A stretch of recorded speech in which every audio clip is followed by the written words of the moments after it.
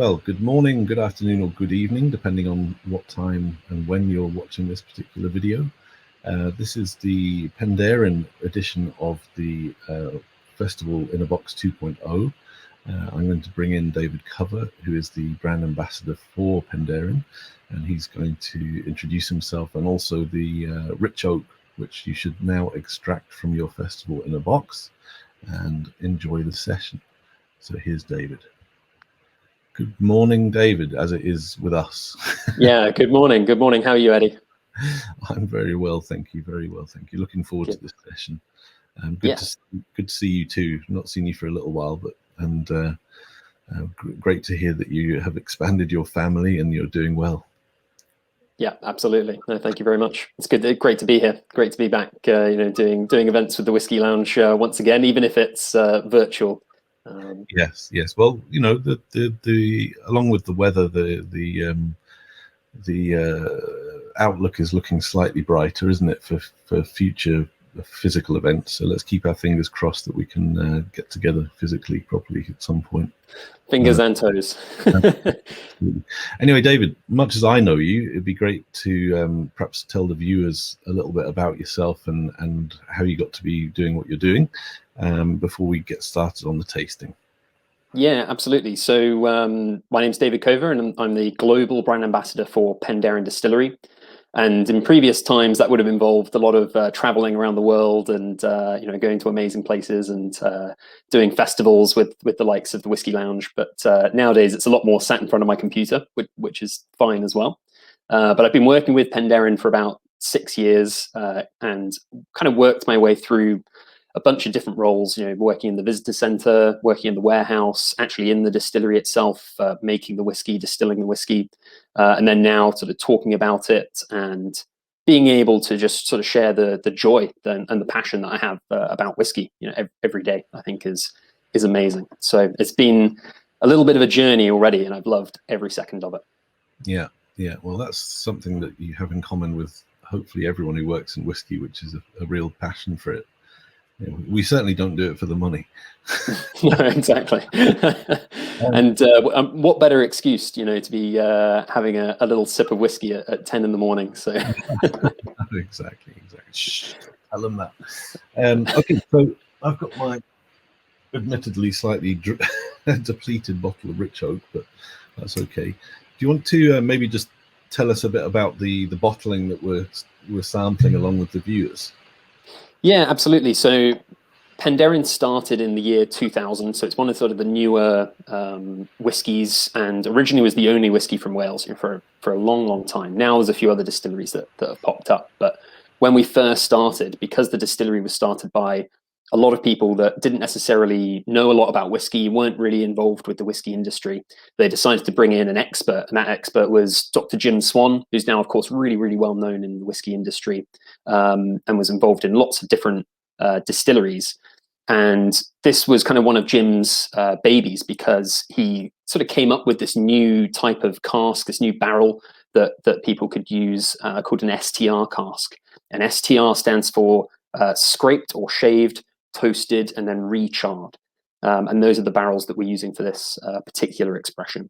I should say that very sadly, Jim passed away a few years ago now, which was a huge blow to us, because Jim was such a big part of what we did, how we started, what barrels we were using, all of this. But we've kind of taken that legacy on and continued, doing some of these expressions that are still, winning gold medals and awards to this day. So this particular one, the rich oak, as we call it, because it gives the whiskey more of a woodiness, more of an oakiness that's coming from those barrels. Because as you're shaving out the inside of the wood, recharring it, it's going to be extracting, a bit more of the sort of caramelized sugars out of the wood.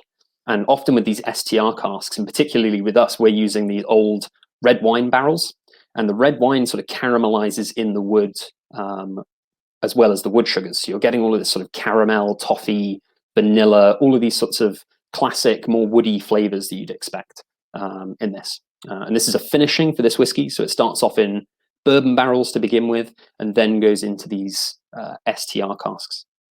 And I really think you get those sort of more woody flavors coming out of this one. For me, the smell is like when you walk into like an old-fashioned candy shop.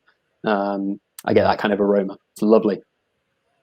Yes, it is. I mean, it really does what it says on the tin, and certainly on the aroma. It's very, very rich, and like you say, that sort of toffee and burnt caramel, and yeah. Absolutely. And then on the taste, I find Penderyn generally is a very light, really delicate style of whiskey, and this version is just amped up a little bit. More of an intense version of Penderyn, more of a dryness, of course, more of the woodiness and that sort of slight spiciness as well. And I think the reason a lot of these STR casks have been used, especially for newer distilleries, younger distilleries, is because it gives these younger whiskies a bit more of a woodiness at a younger age, which is really, really nice. Yeah, yeah. I mean, Dr. Swan left an undying legacy, as you've mentioned before, and the STR cask was certainly one of those things which I think will be around for years to come, and they're being used globally, aren't they? Yeah. It's not just Scotland and Wales, and it's all over the world they're using them. So that the influence of Jim Swan, I think, will be felt for many, many decades and longer to come, really. Absolutely. No, it's very true. And I think we were one of the first distilleries to start sort of experimenting with this cask type. Cavalan, I think, as well, had done something previously, but they were doing things a little bit differently with their Vino Barrique. But aside from that, we were one of the first distilleries to start sort of experimenting with this. But now, it's become a big thing. It's become very widespread, hasn't it? And it really certainly helps the younger distilleries, because it seems to allow for a concentrated extraction in a shorter space of time. So it really makes sense for younger distilleries to use it to help develop a whiskey that's going to be available to taste well in a few short years. Absolutely. And of course the charcoal inside of the barrel from that recharring is helping to sort of filter out any of those sort of unpleasant flavors from the new whiskey. Any of that sort of sulfuriness is getting sort of taken out. Yeah, absolutely. Well, I have to say, even though it is only 10:15 in the morning, that's definitely acted like a pick-me-up. Yeah, absolutely. And I sort of describe Penderyn as like a summery style of whiskey. It's not really heavy, it's not really intense. It's not so much of like a fireside dram. It's something you could sit outside in the summer and drink, and we're sort of getting into those kind of times now. So it is a whiskey that you can drink in the morning. Not that we necessarily recommend that. Exactly. Well, listen, while we're enjoying that dram, David, could you maybe just tell us a little bit about the history of Penderyn and how it came to be, and when it came to be, just for the viewers at home, please? Of course, Eddie. Yeah. So, as I said, the distillery started in the year 2000, in the millennium, and it was just a few friends that really got together and started talking about how there hadn't been a whiskey from Wales in over 100 years, and what that would look like, a Welsh whiskey. There hadn't been a Welsh whiskey for so long. There was no sort of expectation of what it should taste like, how it should be made, what barrels it should be matured in, anything like that. So they really had a lot of freedom to do what they wanted. And as I said, they then managed to get Dr. Jim Swan to come down to the distillery, have a look around and see what they were doing. And they had a very unique type of still that they managed to get hold of called a Faraday still. I have a little diagram here you can see. There you go. And this is like you can see it's almost like a column style still, or like a hybrid between a pot and a column still. And so this is going to be really giving us a much higher strength of alcohol, but also a purer spirit, a cleaner spirit that's very light, very delicate in its flavor. And sort of our classic version that's matured in Madeira barrels really sort of exemplifies that, whereas the rich oak is slightly more intense. So that's kind of a very unique thing to us, is this Faraday still. There's no other distillery in the world that has that exact type of still. Though, of course, there are now lots of sort of hybrid stills around. Ours kind of remains unique to us, which is fantastic. So that's sort of a big point of our distillery, really. So then in 2004, that was the first release of the whiskey, which was the Madeira finish.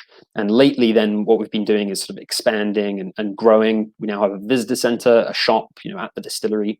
And what we're looking at doing now, because the distillery is so small, and because we're in the Brecon Beacons as well, which is a national park here in South Wales, we can't really expand too much more. The site itself is really packed in with lots of equipment.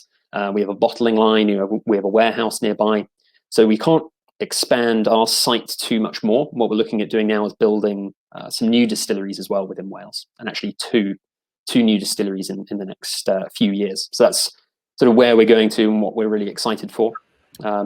We've actually also built 2 more traditional pot style stills in the distillery as well, but we haven't really released any whiskey from those, so that's kind of something exciting to look forward to as well. Mm-hmm. Yes, I remember visiting when they'd just been installed some years ago. Looking forward to tasting the results of those.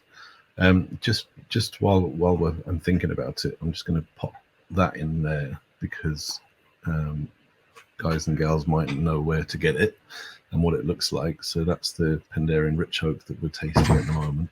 I hope you're all enjoying it. Great.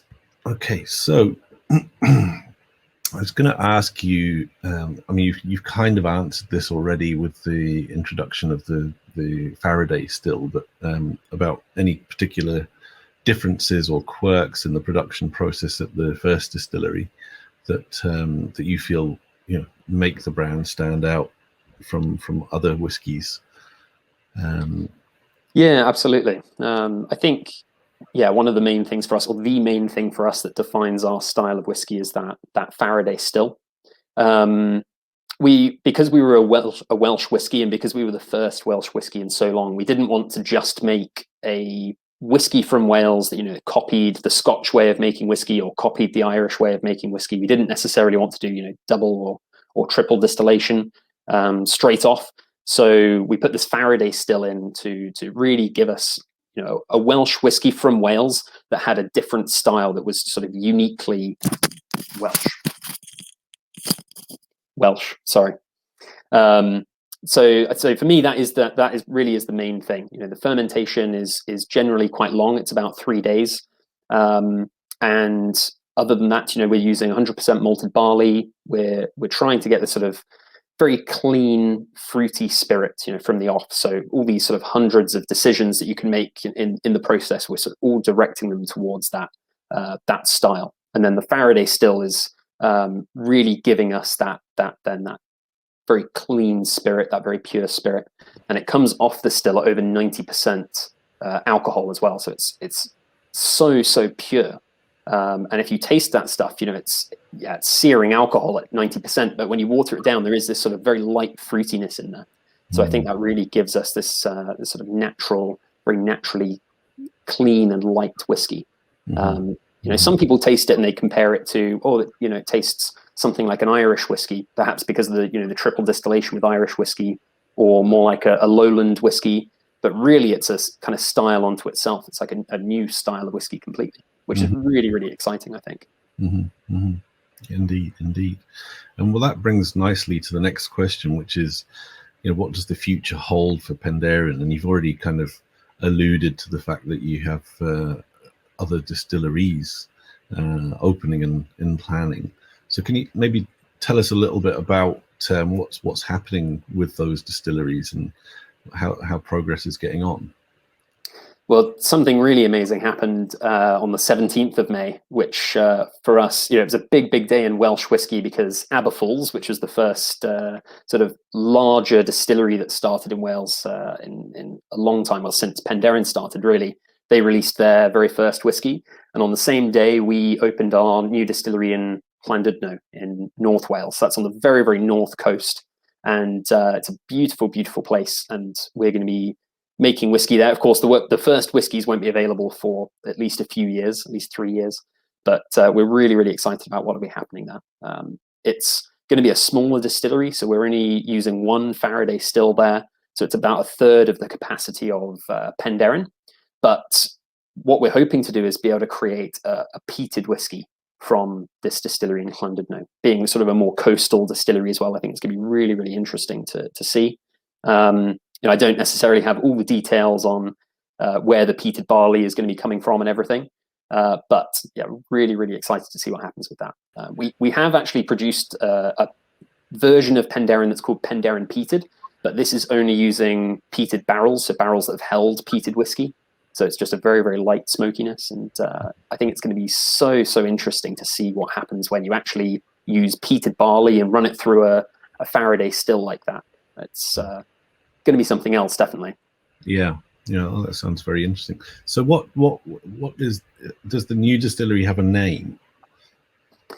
It's the route that we've gone with is to try and sort of keep it under the Penderyn branding. So it's going to be another Penderyn distillery, but Penderyn, can't even remember the name now. It's Lloyd Street, I think. Penderyn Lloyd Street, the old school board distillery. Something like this. It's one or the other. But basically, it's in an old school. So that's sort of the school angle that goes in an old board school distillery. Right. I haven't actually visited yet, and I'm hoping to very shortly. But it's going to be really, really cool to see. And there's going to be, again, there's a visitor center. You can go and do tours. I think the tours are open now, and there's a shop as well. Brilliant. So when the whiskies are finally released, how will people be able to tell, whiskey from Penderyn, the original Penderyn, and from the new site? What will be the sort of key identifying? Hopefully it's going to be very clearly labeled and marketed. We've got 3 years at least to sort that out anyway. And it'll say, Penderyn Distillery, and then maybe underneath it will be Brecon Beacons, which is the original distillery, or Lloyd Street, Llandudno, or Swansea as well, because next year we're going to be opening a distillery in Swansea, hopefully in 2022. Maybe 1st of March is what we're aiming for. And again, it's going to be sort of exciting and experimental, smaller scale, and then we'll have 3 distilleries in Wales, which I think will be fantastic. Not only fantastic for us, but fantastic for the Welsh whiskey industry in total, because it raises the profile of the Welsh whiskey industry. I think having sort of more distilleries, and something that we're looking at trying to do is set up like a geographical indicator for Welsh whiskey, sort of sort out some rules that you have to follow to be able to call your product Welsh whiskey. Because that's a little bit unclear at the moment, and I think all of these things are just going to help the industry generally, which is really good. Yes. Well, I think that kind of mirrors what's happening across the world, really, because there's so many distilleries cropping up all over the place, but there are areas where there are significant numbers of distilleries, but no guidelines or legislation governing how to identify yourself. In this case as Welsh whiskey, but even the Japanese, they've only just got round to trying to grapple with what isn't really Japanese whiskey. So I think that's a sign of a healthy whiskey industry. I think when you have to start thinking along those lines. Yeah, definitely. I was just thinking, Eddie, as you were talking. It's really sort of mirrors what's happened in Japanese whiskey, perhaps. I think that would be a really positive step. And then maybe there are some places in Scotland, you have like a whiskey trail where you can go around, the distilleries all around. We'd love to organise something like that as well. So those are sort of the next steps, not just for us, but for the Welsh whiskey industry in general, which I think is really important. Yeah. As long as you can all get on and get that. But that's what I've always found. I've always found the industry, the whiskey industry generally, is so friendly and cooperative. I think it's really fantastic. Cotswolds Distillery isn't too far away from us, and theoretically, they're a competitor. But actually, we delivered their first batch of malt when they started, because they rang us up and said, "Oh, we can't get our first batch of malt in time for when we want to start. Could you deliver some?" Yeah, no problem. We'll drive a lorry over there, and so it's such a cooperative and friendly industry. I feel like everyone has to work together to sort of raise the profile of whiskey generally. Yes. Even though in reality you're all fighting for shelf space, but ultimately when it comes to the distillery level, everyone mucks in, don't they? Yeah, exactly. Yeah, that's part of the reason I love it anyway. So just moving on to the final question, David, I just wanted to ask you how you felt about the state of the whiskey industry in general. I think I know the answer. I think it's pretty positive. Yeah, absolutely. No, definitely very positive. And particularly, about the Welsh whiskey industry, I think things are going in the right direction. Perhaps things had been kind of stagnant here a little bit in terms of, Penderyn was the only distillery for such a long time, for about 14 or 15 years. We were the only one. So there wasn't really that's not an industry. When you have one distillery, that's not a whiskey industry. That's just one distillery sort of on its own. And then I think as you've seen the sort of category of world whiskey building up and becoming sort of more award-winning, we've seen a lot of English distilleries starting up as well, new Scottish distilleries. Irish whiskey has had a huge renaissance as well. People have started realizing that this is something worth doing. And the Welsh whiskey industry has really sort of started to come up perhaps off the back of that. So we've got a few sort of craft distilleries that have started up. At least 3, and then as I mentioned, Aberfoyle's in the north as well. That's quite close to our Llandudno distillery, and I'm sure there'll be more as well. Yeah. Well, I think certainly when we first started doing our events, it was mainly Scotch whisky, but you can see the change is quite palpable when you come to one of our festivals now. When we're allowed to do one of our festivals, that is. And even this festival in a box, you can just see the shift. Still plenty going on in Scotland, don't get me wrong, but there's just so much more to discover. And I think that people are generally more receptive to whiskies from all over the world now because of Absolutely. Partly because of the work you guys have done in Penderyn. You've carved your own path. I think possibly to begin with, there might have been a few people a little bit snobbish in their attitude towards you guys. Yeah, sure. But I suspect that, and I know that you've had tremendous success in terms of sales globally.